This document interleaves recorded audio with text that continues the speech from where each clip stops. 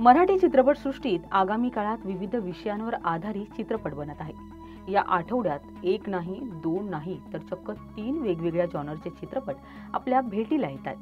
ते कोणते चित्रपट आहेत या व्हिडिओमध्ये आपण पाहणार आहोत। नमस्कार, मी रेशम। मूड फ्रेश करणाऱ्या मराठी मूडमध्ये मी तुमचे सगळ्यांचे स्वागत करते।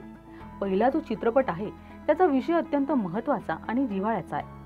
कारण महाराष्ट्राचे दैवत शस्त्रासोबत शास्त्रालाही जपणारा असा आपला राजा म्हणजे छत्रपती शिवाजी महाराज यांचे सुपुत्र छत्रपती संभाजी महाराज यांच्यावर चित्रपट येतोय।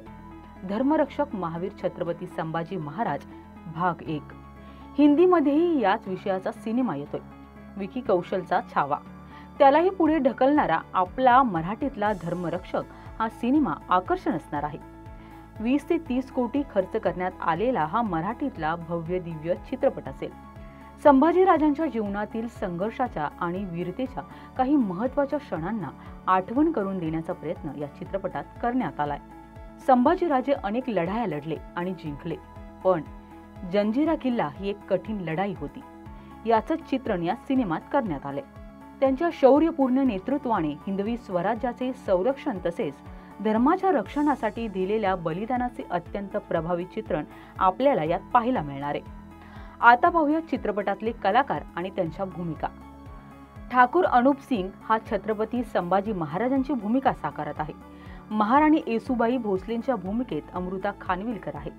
राजमाता जिजाबाई यांच्या भूमिकेत किशोरी शहाणे, आलमगीर औरंगजेबाच्या भूमिकेत राज जुत्शी, मुकरब खानच्या भूमिकेत प्रदीप रावत, सिद्धी कमांडर म्हणून कमलेश सावंत आणि प्रदीप काबरा, तसेच भार्गवी चिरमुले, संजय खापरे, पल्लवी वैद्य, विनीत शर्मा या सर्व कलाकारांच्या यात भूमिका आहेत। मराठी चित्रपटांचं बजेट तसं पाहिलं तर 4 ते 5 कोटींच्या वर जात नाही। अशावेळी 20 ते 30 कोटींचा सिनेमा हे एक धाडस दाखवणारी टीम तशीच दमदार म्हणावी लागेल।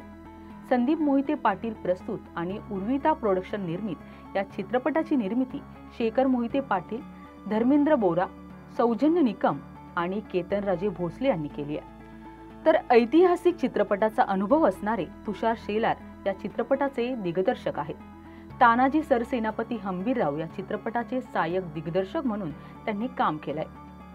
हा चित्रपट 22 नोव्हेंबरला देशभरातील चित्रपटगृहांमध्ये मराठीसह हिंदी या भाषांमध्ये प्रदर्शित होणार आहे। धर्मरक्षक महावीर छत्रपती संभाजी महाराज यांचा वीरतापूर्ण वारसा साजरा करणारा हा शक्तिशाली सिनेमॅटिक अनुभव घेण्यासाठी फर्स्ट डे फर्स्ट शो नक्की पहा।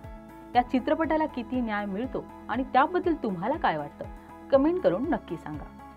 दुसरा जो चित्रपट प्रदर्शित होतोय तो म्हणजे गुलाबी।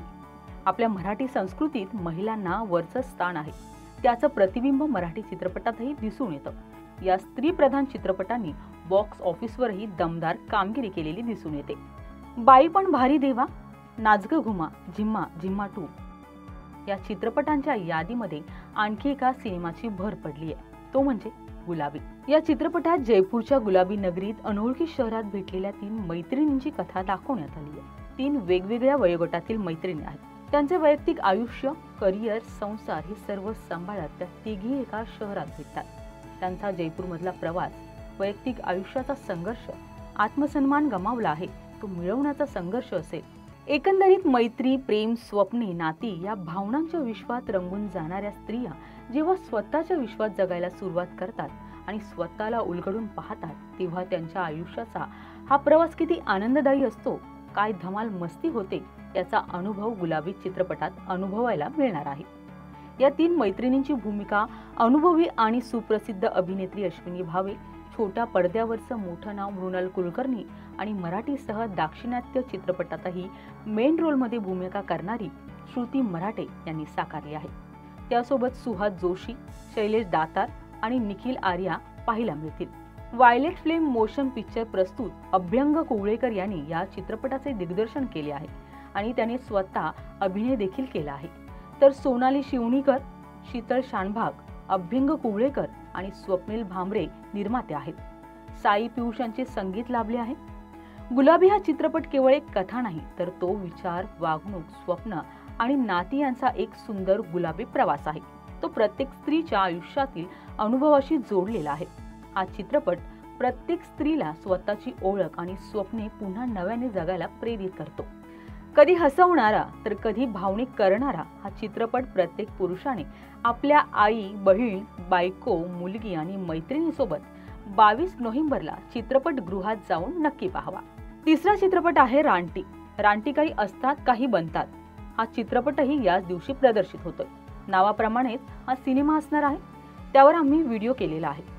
या चित्रपटातल्या कलाकारांनी चित्रपटाबद्दल दिलखुलास गप्पा मारल्या, त्यामुळे तो व्हिडिओ देखील नक्की बघा. त्याची लिंक तुम्हाला डिस्क्रिप्शन मध्ये मिळेल.